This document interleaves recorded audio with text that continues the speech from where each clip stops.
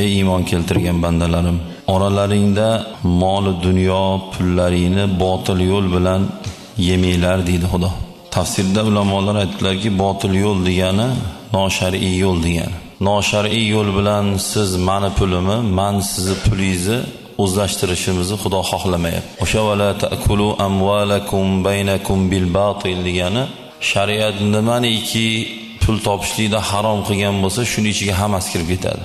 O'g'irlik ham kiradi, aldash ham kiradi, qumor ham kiradi, zo'ravonlik bilan ovolish ham kiradi, sudxo'rlik ham kiradi. Xullas, shu yerda o'tirgan deyarli hammamiz bilamiz, nima yo'l bilan qanday qilib pul topsak halol bo'ladi, qanday topsak harom bo'ladi.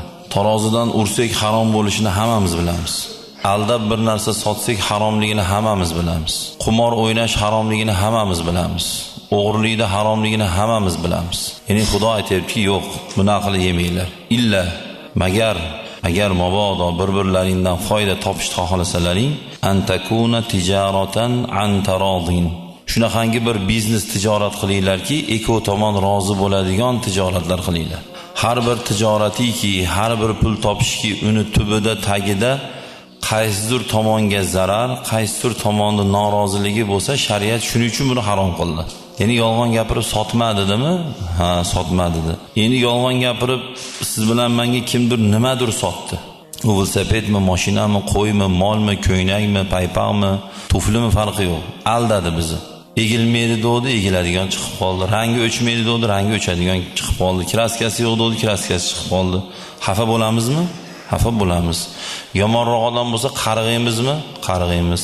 Ana endi shuning uchunki hech kim bir-biridan xafa bo'lmasin deb Xudo hammasiga chegara qo'yib qo'ydi. Wala taqtulu anfusakum. Xudo aytadiki, o'zlaringni o'ldirmanglar deydi.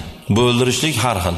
Birdaniga o'ldirish ham kiradi, sekinlik bilan o'ldirish ham kiradi. Ya'ni ulamolar wala taqtulu anfusakum, ya'ni o'zlaring o'ldirmanglar degan oyat tagiga insonning sog'lig'iga zarar qilib, o'limini tezlashishiga sabab bo'ladigan omillar ham kiradi deydi.